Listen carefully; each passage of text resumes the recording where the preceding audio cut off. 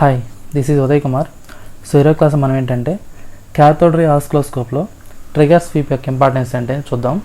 So ఈ cathode రే ఆసిల్లోస్కోప్లో మనం ఏంటంటే ఒక వేవ్ ఫామ్ని అనాలిసిస్ చేసుకోవడానికి, ఒక వేవ్ ఫామ్ని విజువల్గా చూడడానికి మనం ఈ సిఆర్ఓ అనేది యూజ్ చేసుకుంటాం జనరల్గా.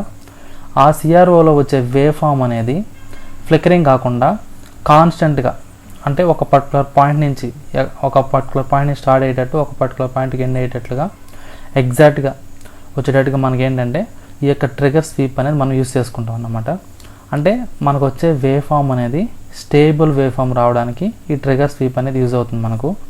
అదేవిధంగా మనకు వచ్చే వేవ్ ఫామ్ అనేది ఫ్లికరింగ్ లేకుండా, సిఆర్ఓ స్క్రీన్ మీద చూసేటప్పుడు మనకు ఫ్లికరింగ్ రాకుండా మనకు దాని యొక్క షేపు, ఇప్పుడు for example sine wave form అనుకోండి, సైన్ వేవ్ ఫామ్ షేపు, అదేవిధంగా సా టూత్ అంటే saw tooth, triangular wave form అంటే ట్రయాంగులర్ వేవ్ ఫామ్, ఇట్లా.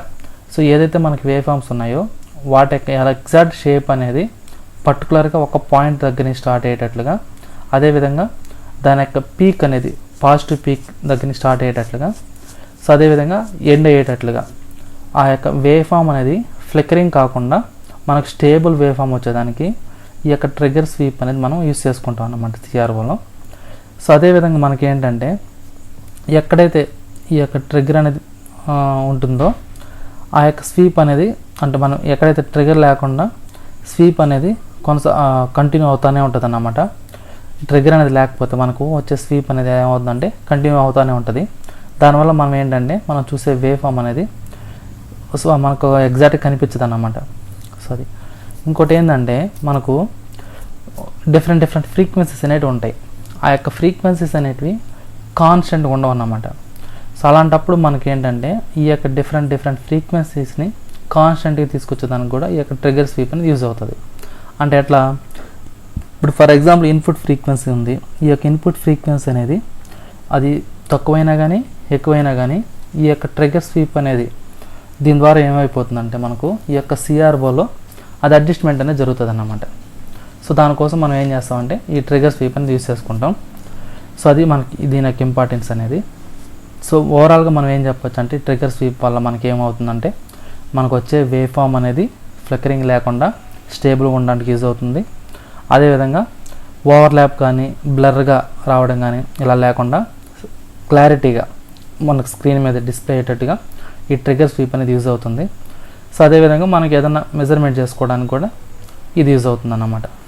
ఓకే, సో అది ఇప్పుడు ఈ యొక్క సర్క్యూట్ డయాగ్రామ్ మనం అబ్జర్వ్ చేసినట్లయితే ఈ యొక్క ట్రిగర్ స్వీప్లో మనం యూజ్ చేసిన సర్క్యూట్ ఏంటంటే ఇక్కడ చూడండి, ఈ డయాగ్రామ్ మనం అబ్జర్వ్ చేస్తే ఇక్కడ ఏంటంటే యూజెటీ అనేది యూజ్ చేసాం. సో ఇక్కడ ఈ యొక్క ట్రిగర్ స్వీప్లో మనం యూజ్ చేసింది ఏంటంటే యూజేటీ అంటే ఏంది? యూజెటీ అంటే ఏంది? Uni junction transistor. ఈ యొక్క యూని జంక్షన్ ట్రాన్సిస్టర్ అనేది ఎందుకు యూజ్ చేస్తామంటే ఇక్కడ మనము, సో ఫస్ట్ ఆఫ్ ఆల్ ఈ యొక్క ట్రిగర్ స్వీప్లో యూజెటీ అనేది ప్రిఫర్ చేసాం కదా.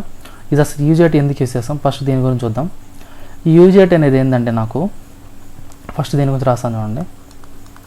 ఈ యూని జంక్షన్ ట్రాన్సిస్టర్ అనేది ఏంటి అంటే నాకు ఇది ఒక ఎన్ టైప్ సెమీ కండక్టర్ అన్నమాట. ఇది ఒక ఎన్ టైప్ సెమీ కండక్టర్. ఇది ఒక N type semiconductor. Next ఇంకోటి ఏంటంటే ఇందులో 3 టర్మినల్స్ అనేవి ఉంటాయి. దీంట్లో యూజెటీలో నాకు ఎన్ని ఉంటాయి అంటే 3 టర్మినల్స్ ఉంటాయి. ఆ 3 టర్మినల్స్ ఏవేవి అంటే నాకు ఇక్కడ ఎమిటర్, బేస్ 1, బేస్ 2. సో ఇదేమో ఎమిటర్ అన్నమాట, ఎమిటర్.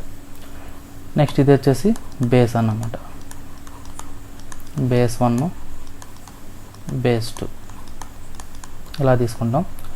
ఇక్కడ నాకు ఇదేంటంటే యూని జంక్షన్ అన్నాం. యూని జంక్షన్ కాబట్టి ఇది మనం దేని కనెక్ట్ చేసుకుంటాం అంటే పీ టైప్ కనెక్ట్ చేసుకుంటాం. ఈ రెండు దేని కనెక్ట్ చేసుకుంటాం అంటే ఎన్ టైప్ కనెక్ట్ చేసుకుంటాం ఈ యొక్క యూజెటీలో. సో ఇక్కడ నాకేంటంటే ఈ యొక్క యూజెటీలో ఇక్కడ చూడండి, నెక్స్ట్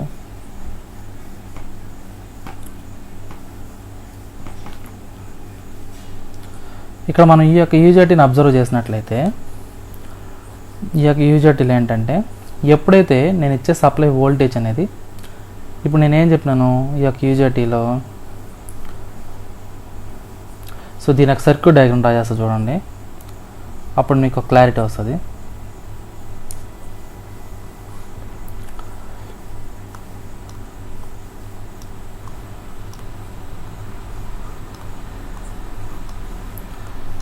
ఇది వచ్చేసి ఎమిటర్ అన్నమాట,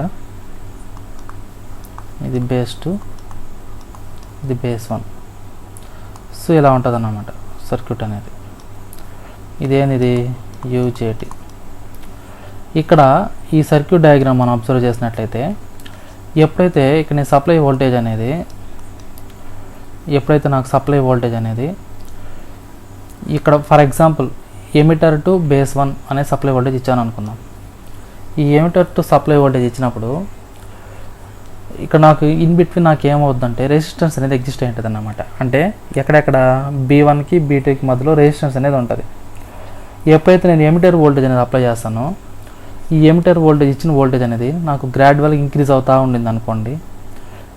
ఈ యొక్క వోల్టేజ్ అనేది ఇంక్రీజ్ అయినప్పుడు ఇదే ఇక్కడ ఎప్పుడైతే ఇది ఫార్వర్డ్ బయాస్ అవుతుందో, అంటే emitter to base 1 in between supply voltage ఇచ్చినప్పుడు ఈ వోల్టేజ్ అనేది ఈ యొక్క పాజిటివ్ టర్మినల్ వోల్టేజ్ అని కీప్ ఆన్ ఇంక్రీజ్ అయ్యే కొంది నాకేమవుతుందంటే ఎమిటర్ వోల్టేజ్ అనేది ఒక సర్టెన్ పీక్ వాల్యూ రీచ్ అయినప్పుడు నాకేమవుతుందంటే ఇక్కడ నాకు ఈ ఎమిటర్ టు బేస్ జంక్షన్ అనేది ఏమవుతుందంటే ఫార్వర్డ్ బయాస్ అవుతుంది.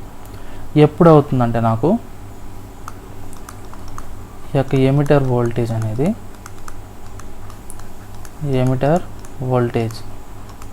అనేది పీక్ వాల్యూ అయినప్పుడు, అంటే it reaches certain value.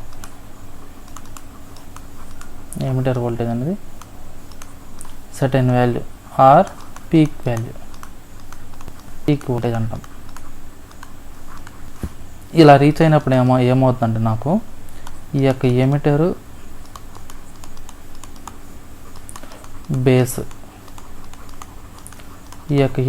Base junction అనేది ఇది నాకేమవుతుందంటే ఇక్కడ నాకు ఫార్వర్డ్ బయాస్ అవుతుంది.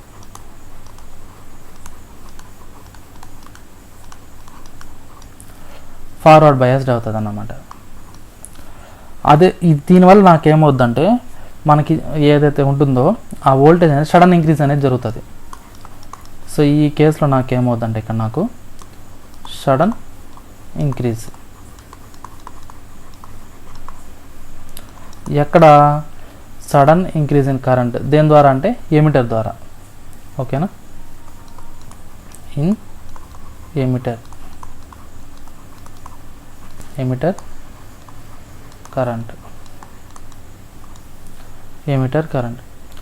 అదేవిధంగా ఇక్కడ నాకేమవుద్దంటే రెసిస్టెన్స్ డ్రాప్ అనేది ఎగ్జిస్ట్ అయి ఉంటుంది కదా ఈ యొక్క ఎమిటర్కి బేస్ 1కి, అది నాకేమవుద్దంటే డ్రాప్ అవుద్ది అన్నమాట.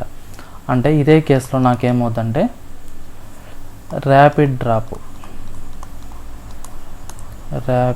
డ్రాప్ ఇన్ రెసిస్టెన్స్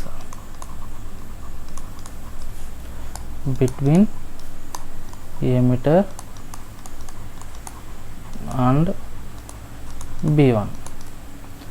ఇది కేస్ 1 అన్నమాట నాకు.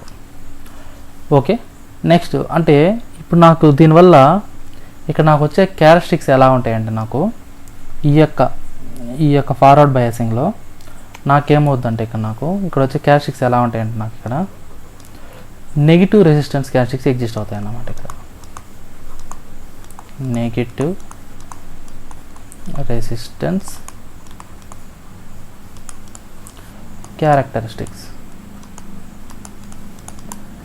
రెసిస్టెన్స్ క్యారెక్టరిస్టిక్స్ అనేది ఎగ్జిస్ట్ అవుతాయి. ఇది యూజేటీలో. ఓకే, ఈ యొక్క నెగిటివ్ క్యారెక్టరిస్టిక్స్ ఎందుకు యూజ్ అవుతాయి రా నాకంటే మనకు ఈ యొక్క ఆసిలేటర్స్లో కానీ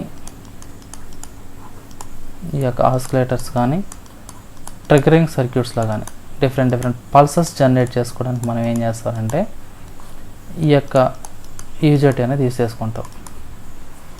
ఈ యొక్క నెగిటివ్ క్యారెక్టరిస్టిక్స్ ఎక్కడ యూజ్ చేస్తారంటే మనం ఆసిలేటర్స్ ట్రిగరింగ్ సర్క్యూట్స్ యూజ్ చేసుకుంటాం. ఓకేనా, సో ఇదన్నమాట. సో మెయిన్ ఈ యొక్క యూజేటీని మనం యూజ్ చేసుకోవడానికి మెయిన్ కారణం ఏంటంటే ఇక్కడ ఇది కాస్ట్ అనేది చాలా లోగా ఉంటుంది. ఇక్కడ ఏంటంటే ఓన్లీ 1 పిఎన్ జంక్షన్ ఉంటుంది. ఇందులో నాకేంటంటే నాకు అడ్వాంటేజ్ ఏంటంటే ఇక్కడ నాకు ఈ యొక్క యూజెటీలో ఓన్లీ నాకేముంటుందంటే ఓన్లీ 1 పిఎన్ జంక్షన్ అనేది ఉంటుంది. ఓన్లీ 1 పిఎన్ జంక్షన్ అనేది ఉంటుంది. కాస్ట్ అనేది లోగా ఉంటుంది. అవైలబిలిటీ అనేది ఈజీగా ఉంటుంది. నాకు అవైలబిలిటీ ఈజీగా ఉంటుంది. అదేవిధంగా పవర్ కన్జంప్షన్ అనేది చాలా లోగా ఉంటుంది. Very low power consumption, very low power consumption. అదేవిధంగా ఇది ఎందుకు యూజ్ చేస్తారంటే మనము స్టేబుల్ ట్రిగరింగ్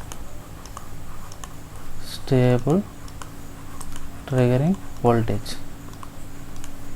దానికోసం మనం యూజ్ చేసుకుంటాం. అదేవిధంగా ఇది ఎందుకు ఏమవుతారంటే నాకు ఇది వచ్చే వేవ్ఫార్మ్ అనేది నెగిటివ్ రెసిస్టెన్స్ క్యారెక్టరిస్టిక్స్ అనేది ఉంటుంది. ఈ క్యూజెటీ అనేది నెగిటివ్ రెసిస్టెన్స్ క్యారెక్టరిస్టిక్ ఉంటుంది.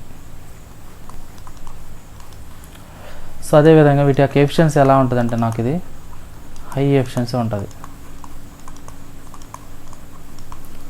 దేనికి హై ఎఫిషియన్సీ అంటే పల్స్ జనరేషన్ పర్పస్లో. ఏదైతే నాకు పల్స్ జనరేట్ అవ్వాలనుకుంటున్నామో ఆ పల్స్ జనరేషన్లో మనం ఏదైతే పల్స్ జనరేషన్ చేయాలనుకున్నామో ఆ పల్స్ జనరేషన్లో దీని యొక్క ఎఫిషియన్సీ ఎలా ఉంటుందంటే చాలా హైగా ఉంటుంది అన్నమాట. పల్స్ జనరేషన్లో కానీ వేవ్ ఫామ్ షేపింగ్లో కానీ ఈ 2 పర్పస్లో నాకు ఎలా ఉంటుందంటే దీని పర్ఫార్మెన్స్ అనేది హైగా ఉంటుంది. అదేవిధంగా నాకు వచ్చే వేవ్ ఫామ్స్ ఎలా ఉంటుందంటే రిపీటెడ్ వేవ్ ఫామ్స్ని జనరేట్ చేసే దాంట్లో ఇది బెస్ట్ పర్ఫార్మెన్స్ ఇస్తుంది అన్నమాట. అంటే దేనికంటే ఇది గుడ్ రిపీటబిలిటీ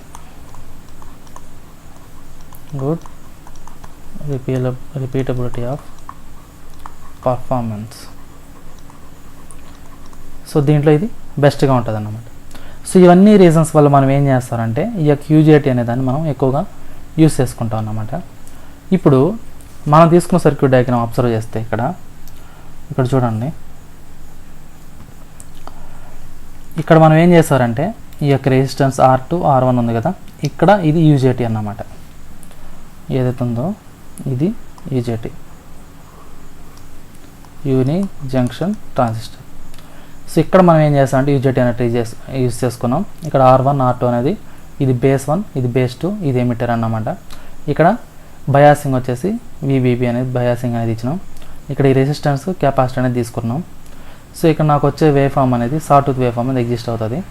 సో దాంతోపాటుగా ఇక్కడ మనం ఈ యొక్క డయాగ్రామ్ మనం అబ్జర్వ్ చేస్తే సో ఇదే సేమ్ డయాగ్రామ్ ఇక్కడ చూసుకుందాం చూడండి. నెక్స్ట్ సో ఇక్కడ చూడండి, ఈ యొక్క సర్క్యూట్ డయాగ్రామ్లో నాకేంటంటే ఎప్పుడైతే నాకు ఈ యొక్క బయాసింగ్ వోల్టేజ్ అనేది కీప్ ఆన్ ఇంక్రీజ్ అవుతుందో అప్పుడు నాకేమవుద్దంటే ఇక్కడ మనం తీసుకునే ఈ యొక్క ఎమిటర్ జంక్షన్ అనేది ఈ యొక్క ఎమిటర్ అనేది ఏమవుతుందంటే emitter to base B1. For example ఇది ఎమిటర్ అనుకుందాం, ఇది B1 అనుకుంటే, ఇది B2 అనుకుంటే, నాకేమవుతుందంటే ఇది ఈ యొక్క ఎమిటర్ టు బేస్ ఏదైతే ఉందో ఈ యొక్క వోల్టేజ్ అనేది కీప్ ఆన్ ఇంక్రీజ్ అయ్యే కొంది నాకు ఇదేమవుతుంది ఫార్వర్డ్ బయాసింగ్ అవుతుంది.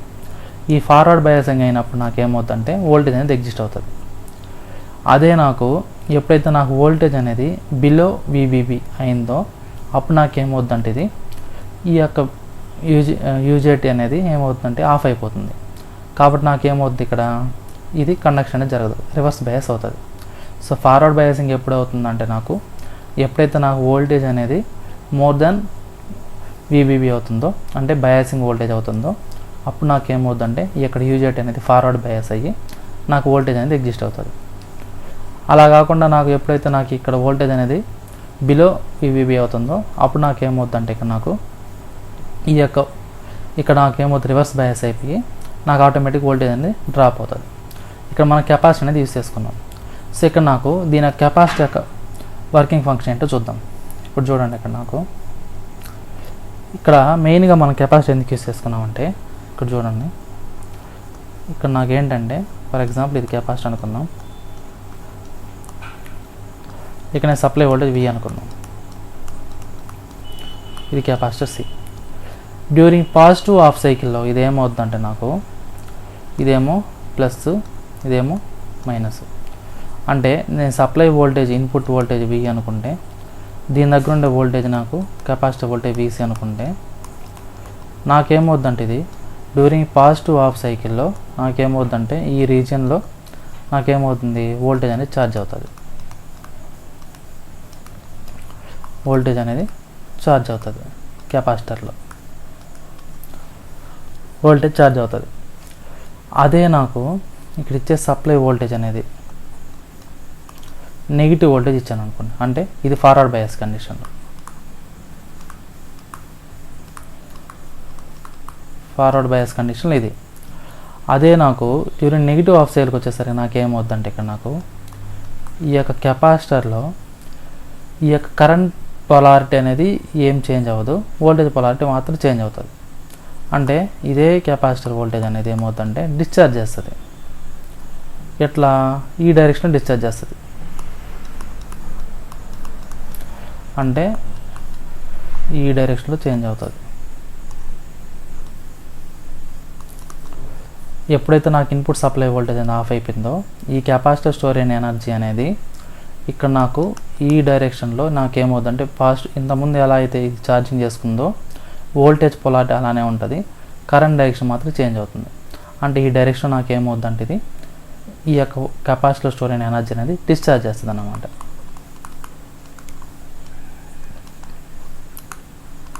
డిశ్చార్జ్ చేస్తుంది. ఓకే, డిశ్చార్జ్ దేని ద్వారా చేస్తారంటే మనం ఇచ్చే సప్లై సోర్స్ ద్వారా చేస్తుంది.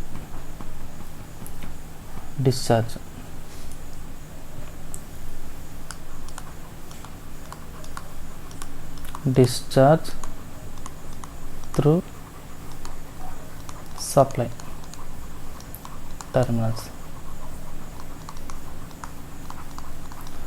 ఓకే, ఇప్పుడు ఇదేంది ఏ కండిషన్లో అంటే రివర్స్ బయాస్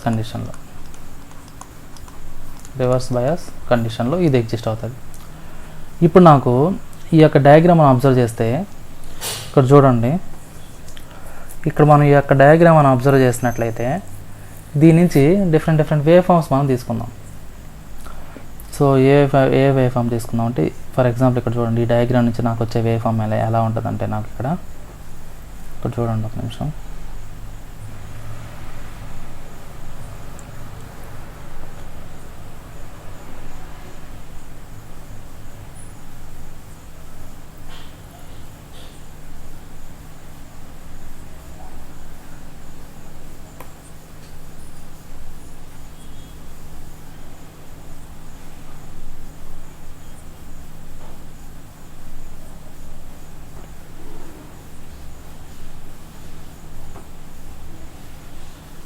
సో ఇది డయాగ్రామ్. ఇది చూస్తే ఇప్పుడు నాకేంటంటే దీని డయాగ్రామ్కి వేవ్ ఫామ్స్ రాసేద్దాం. సో ఇది నాకు డయాగ్రామ్ కదా. సో ఇప్పుడు చూడండి,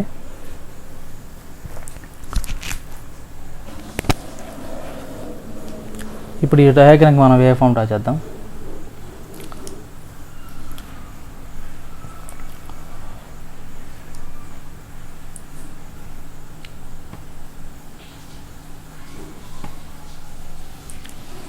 సో ఇది ఎక్స్ యాక్సిస్, ఇది వై యాక్సిస్ అనుకుంటే. సో ఎక్స్ యాక్సిస్ మీద టైము, వై యాక్సిస్ మీద వోల్టేజ్ అనుకుందాం. ఇది నేను ఇచ్చే బయాసింగ్ వోల్టేజ్ అనుకుందాం. ఇది V(VB) అనుకుందా. ఇప్పుడు నాకేమవుతుందంటే ఇక్కడ నాకు ఇది నాకు పీక్ వోల్టేజ్ అనుకుందాం.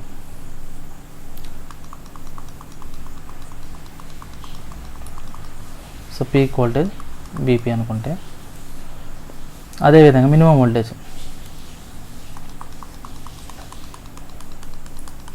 అంటే ఈ వోల్టేజ్ ఈ వోల్టేజ్ కంటే బిలో అవుతున్నప్పుడు అది ఆగిపోతుంది అన్నమాట అట్లా. సో ఇది వోల్టేజ్, మినిమం వోల్టేజ్ అనుకుందాం, ఇది 0. సో ఇప్పుడు నాకేమవుతుందంటే ఎప్పుడైతే నాకు ఇచ్చే సప్లై వోల్టేజ్ ఫార్వర్డ్ బయాస్ అయిందో ఈ యొక్క కెపాసిటర్ అనేది ఇనిషియల్గా ఈ యొక్క యూజీటీ అనేది ఆఫ్ పొజిషన్లో ఉంటుంది. ఎందుకు? అప్ టు ఎంత వరకు అంటే ఈ యొక్క పీక్ వోల్టేజ్ వరకు. ఈ యొక్క పీక్ వోల్టేజ్ వరకు ఇది ఆఫ్ కండిషన్లో ఉంటుంది కాబట్టి నాకు ఇచ్చే సప్లై వోల్టేజ్ మొత్తం ఇది ఏం చేస్తుందంటే కెపాసిటర్ అనేది స్టోర్ చేసుకుంటుంది. కాబట్టి నాకు ఈ కెపాసిటర్ స్టోర్ చేసి ఎలా ఉంటుందంటే నాకు ఇది గ్రాడ్యువల్గా ఇంక్రీజ్ అవుతూ ఉంటుంది అన్నమాట. సో ఎప్పుడైతే నాకు ఈ యొక్క వోల్టేజ్ అనేది ఇక్కడ మనం ఇచ్చే బయాసింగ్ వోల్టేజ్ అనేది పీక్ వోల్టేజ్ రీచ్ అయిందో, పీక్ వోల్టేజ్ క్రాస్ అయిన వెంటనే ఈ యొక్క యూజీటీ అనేది ఏమవుతుందంటే నాకు ఫార్వర్డ్ బయాస్ అవుతుంది. ఎప్పుడైతే నాకు ఇది ఫార్వర్డ్ బయాస్ అయిందో నాకేమవుతుందంటే ఈ ఇక్కడ ఇది లో రెసిస్టెన్స్ పాత్ అనేది ఫామ్ అవుతుంది. అంటే నాకేమవుతుందంటే ఇక్కడ లో రెసిస్టెన్స్ పాత్ అనేది ఫామ్ అవుతుంది. సో ఈ యొక్క కెపాసిటీ ఏదైతే ఎనర్జీ అనేది స్టోర్ అయిందో అప్పుడు నాకేమవుతుందంటే ఈ పాత్ గుండా మళ్ళీ డిశ్చార్జ్ అవుతుంది అన్నమాట. సో స్టార్టింగ్ ఏమో ఈ పాత్ గుండా నాకేమైంది, కెపాసిటీ అనేది స్టోర్ చేసుకుంది. ఈ పాత్ గుండా నాకేమవుతుందంటే ఇప్పుడు ఇట్లా అంటే డ్యూరింగ్ పాజిటివ్ హాఫ్ సైకిల్లో ఇలా స్టోర్ చేసుకుంటుంది యూజీటీ ఆఫ్ కండిషన్లో. ఎప్పుడైతే అదే నాకు యూజీటీ అనేది ఆన్ అయిందో, ఫార్వర్డ్ బయాస్ అయిందో, ఈ కెపాసిటర్ స్టోర్ అయిన ఎనర్జీ మొత్తం నాకేమవుతుందంటే త్రూ యూజీటీ గుండా నాకు ఇలా ఈ పాత్ గుండా నాకు ఇక్కడ సాటూత్ వేవ్ ఫామ్ డెవలప్ అవుతుంది. అంటే ఎప్పుడైతే నాకు యూజీటీ ఆన్ అయిందో ఈ కెపాసిటర్ స్టోర్ అయిన ఎనర్జీ మొత్తం నాకేమవుతుందంటే ఇలా పాస్ అవుతుంది. సో కాబట్టి నాకేమవుద్ది, ఇది డిశ్చార్జ్ అవుతుంది. ఆ డిశ్చార్జ్ ఎంతవరకు అవుతుంది అంటే నాకు ఇది అప్ టు మినిమం వోల్టేజ్ వరకు, మరి 0 అవ్వదు అన్నమాట, మినిమం వోల్టేజ్ వరకు. అగైన్ మినిమం వోల్టేజ్ రీచ్ అయినప్పుడు నాకేమవుద్దంటే అగైన్ యూజీటీ అనేది ఏమైపోతుందంటే నాకు రివర్స్ బయాస్ అవుతుంది. ఎప్పుడైతే నాకు ఇది రివర్స్ బయాస్ అయిందో అప్పుడు నాకేమవుతుంది, అగైన్ మళ్ళీ ఏమవుద్దంటే నాకు కెపాసిటర్ అనేది ఛార్జింగ్ అవుతుంది. అంటే అగైన్ మళ్ళీ నాకేమవుతుందంటే ఇక్కడ కెపాసిటర్ అనేది ఛార్జింగ్ అవుతుంది అన్నమాట. మళ్ళీ అగైన్ ఈ పీక్ వోల్టేజ్ రీచ్ అయిన వెంటనే నాకేమవుతుంది, మళ్ళీ యూజీటీ అనేది ఆఫ్ అయిపోతుంది. ఆఫ్ అయిన వెంటనే మళ్ళీ ఈ కెపాసిటర్ స్టోర్ ఎనర్జీ అనేది డిశ్చార్జ్ అవుతుంది ఇలాగన్నమాట. అంటే నాకు ఇది ఏమైంది, ఇక్కడ సాటూత్ వేవ్ ఫామ్ అనేది ఎగ్జిస్ట్ అయింది. ఇక్కడ నాకేంటంటే ఇక్కడ చూడండి, ఈ పాయింట్ నుంచి అదేవిధంగా ఈ పాయింట్ వరకు ఉన్న ఈ వోల్టేజ్ మనం ఏమంటారు అంటే ఇక్కడ స్వీప్ పీరియడ్ అంటారు. ఈ పీరియడ్ ఏమంటామంటే స్వీప్ పీరియడ్ అంటారు.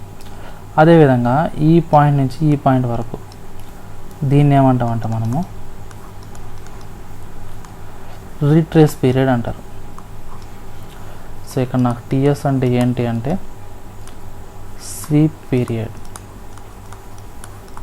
Sweep period.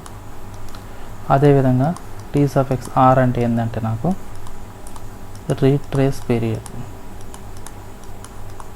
Retrace period. Okay.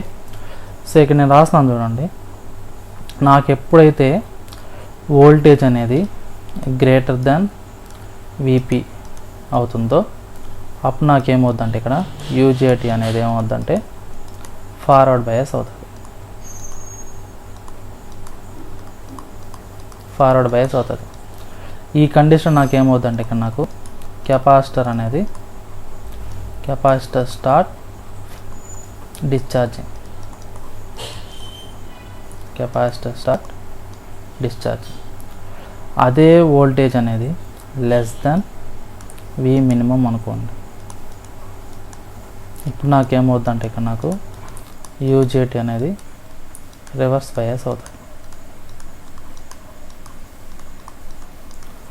ఈ కండిషన్ నాకు కెపాసిటీ ఏమవుద్దంటే స్టార్ట్ ఛార్జింగ్ అవుతుంది. సో ఈ కండిషన్ నాకు ఏమవుతుందంటే ఇక్కడ నాకు ఇది capacitor start charging. Okay. So ఈ విధంగా నాకు వేవ్ ఫామ్ అనేది ఎగ్జిస్ట్ అవుతుంది. ఇక్కడ ఈ యొక్క వేవ్ ఫామ్లో మనకేంటంటే ఇక్కడ నాకేంటంటే సమ్ కర్వ్ అనేది ఎగ్జిస్ట్ అయింది. ఈ కర్వ్ అనేది ఎగ్జిస్ట్ కాకుండా నాకు లీనియర్గా ఎగ్జిస్ట్ అవ్వడానికి మనం ఏం చేస్తారంటే ఇక్కడ ఈ రెసిస్టెన్స్ వాల్యూ అనేది కెపాసిటెన్స్ వాల్యూ అనేది హైగా తీసుకుంటాం. ఎప్పుడైతే నాకు resistance value capacitance value high తీసుకుంటామో అప్పుడు నాకేమవుతుందండి ఇక్కడ నాకు లీనియర్ వేవ్ షేపింగ్ అనేది ఎగ్జిస్ట్ అవ్వడానికి ఛాన్సెస్ ఉంటాయి. ఓకేనా, అంటే ఈ కరువులాగా కాకుండా నాకు లీనియర్ వేవ్ ఫామ్ ఎగ్జిస్ట్ అవ్వడానికి ఛాన్స్ ఉంటుంది అన్నమాట. సో దానికోసం మనం ఏం చేస్తారంటే ఇక్కడ కెపాసిటర్ అనేది రెసిస్టెన్స్ అనేది హైగా తీసుకుంటాం. సో ఓకేనా, అది. ఇంకోటి ఏంటంటే అంటే దీని మీనింగ్ ఏంటంటే ఇక్కడ నాకు ఇక్కడ 2 టైప్స్ ఆఫ్ వోల్టేజెస్ ఉన్నాయి కదా. ఒకటేమో ఈ యొక్క రెసిస్టర్ కెపాసిటర్కి, ఇంకోటేమో ఇక్కడ తీసుకున్నాం మనం అక్రాస్ యూజెటీకి బేస్ 1 బేస్ 2 దగ్గర రిఫరెన్స్ వోల్టేజ్ అనేది. ఈ వోల్టేజ్ అనేది ఎలా ఉంటుందంటే నాకు వోల్టేజ్ అనేది చాలా తక్కువగా తీసుకుంటాం అన్నమాట. లో వోల్టేజ్ అనేది యూజెటీకి అప్లై చేస్తాం. అదే ఇక్కడ హై వోల్టేజ్ అనేది ఈ యొక్క రెసిస్టర్ కెపాసిటర్కి అనేది యూజ్ చేసుకుంటాం. సో అదేవిధంగా ఇక్కడ ఏంటంటే ఈ యొక్క రెసిస్టెన్స్ వాల్యూ అనేది ఇక్కడ వచ్చే ఫ్రీక్వెన్సీస్ని కంటిన్యూస్ కంట్రోల్ చేస్తుంది అన్నమాట. అది ఎంతవరకు అంటే విత్ ఇన్ ఏ రేంజ్లో మనకు ఫ్రీక్వెన్సీని కంట్రోల్ చేసుకోవడానికి ఈ రెసిస్టర్ అనేది యూజ్ చేసుకుంటాం. అదేవిధంగా కెపాసిటర్ అనేది చేంజ్ చేస్తాం అన్నమాట స్టెప్ బై స్టెప్. ఈ కెపాసిటర్ అనేది స్టెప్ బై స్టెప్ అనేది చేంజ్ చేసుకుంటాం. రెసిస్టెన్స్ అనేది ఏం చేస్తామంటే ఇక్కడ నాకు కంటిన్యూస్ కంట్రోల్ ఫ్రీక్వెన్సీని కంటిన్యూస్ కంట్రోల్ చేసుకోవడానికి విత్ ఇన్ ద రేంజ్లో కంట్రోల్ చేసుకోవడానికి ఈ యొక్క రెసిస్టర్ అనేది యూజ్ చేసుకుంటాం అన్నమాట ఇక్కడ ఆర్టీ అనేది. ఓకేనా, సో అదేవిధంగా మనకేంటంటే సింక్రోనస్ పల్సెస్ అనేటివి ఈ యొక్క స్వీప్ ఫ్రీక్వెన్సీలో ఎలా ఉంటాయంటే exactly equal to the input supply frequency. ఇక్కడ నేను కొన్ని పాయింట్స్ రాస్తాను చూడండి. ఇక్కడ నాకేంటంటే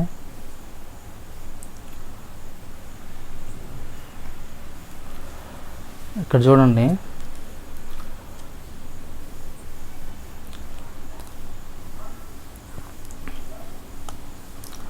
to improve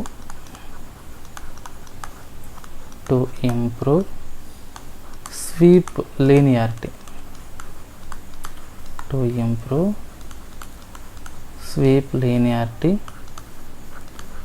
to separate voltage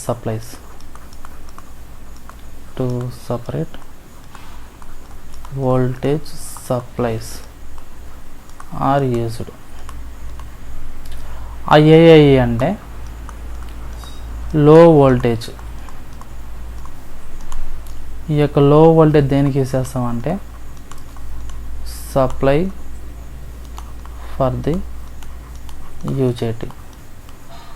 and high voltage,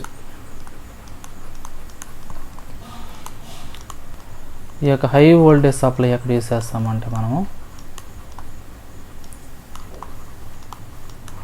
ఈ యొక్క రెసిస్టెన్స్కి అక్రాస్ కెపాసిటర్కి యూజ్ చేస్తాం, అంటే ఆర్సీ సర్క్యూట్కి యూజ్ చేస్తాం అన్నమాట.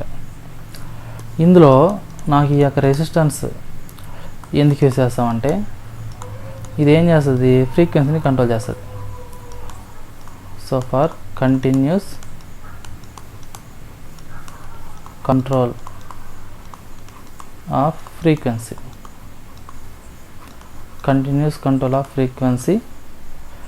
అప్ టు ఎంతవరకు with in the range,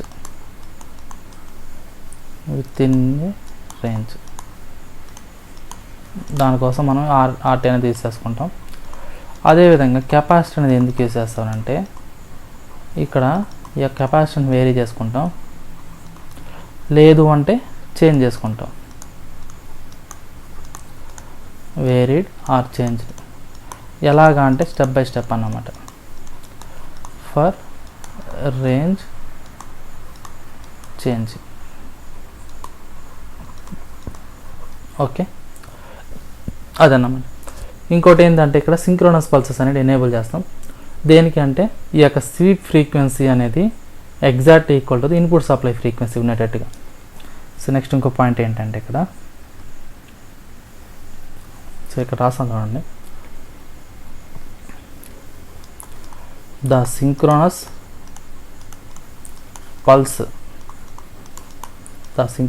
pulse enables the sweep frequency, sweep frequency to be exactly equal to the input signal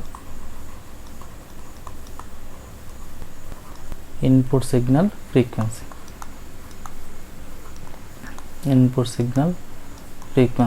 So that the signal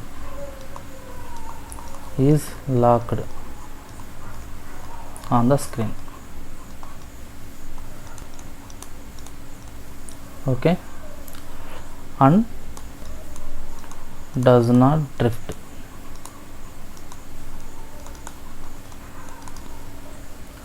so ఇదన్నమాట.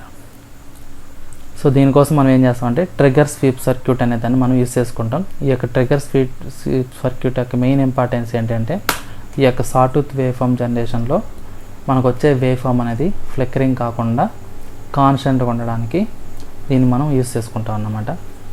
ఓకేనా? So ఇదన్నమాట. So అందరికీ అర్థమైందని అనుకుంటున్నాను నేను. ఓకే.